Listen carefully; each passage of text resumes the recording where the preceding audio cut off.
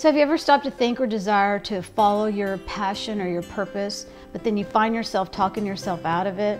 I know I've done that in my life. And what I'm here to talk about is really about how our thoughts can create core underlying beliefs that keep us stuck. One of the most common underlying beliefs and most of the people I've worked with is that we all feel like we're not good enough. We're not good enough to have the life that we want. We're not good enough to find the career that we want.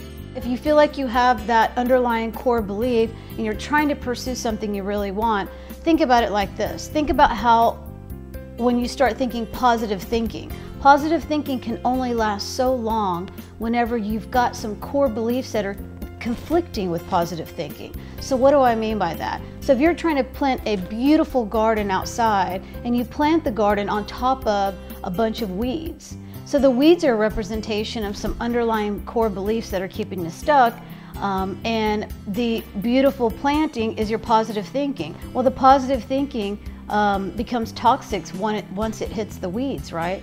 So what I'm here to teach you is how your thoughts create your own personal reality. And if you can change your thoughts and become unstuck and remove some of those obstacles in your mind, you can create the life that you want. 3 ways that you can do that. 1, become aware of your own personal thinking. Notice the thoughts that you're thinking.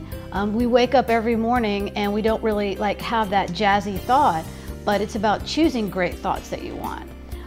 So that's one way of just becoming aware of what you're thinking. Are your thoughts for you or are your thoughts against you?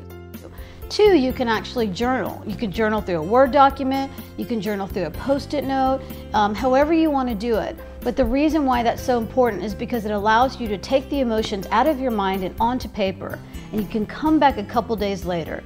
And what happens is you can look at things a lot more objectively through a different set of lenses and kind of understand, do I have some core limiting beliefs that are blocking me there, or just get a better assessment of where you are emotionally and mentally. 3rd, you can learn to dissolve beliefs and find out what's really holding you back. And you can use the work of Byron Katie at www.byronkatie.com or www.thework.com. And there she has some worksheets that you can actually download that will help you dissolve beliefs. One methodology in my coaching practice is I do use Byron Katie's work because it's extremely effective and it really helps us pull those weeds out and replenish our garden and the career that we really want and the life that we really want.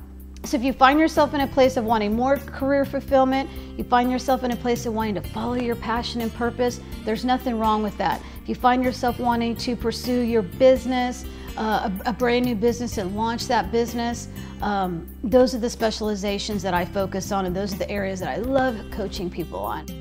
Know that you are good enough and you are deserving of having the life that you want. It's just a little bit of work on how to change your thoughts. So I'm Ned Rios. You can reach me and get more information at www.nedrios.com.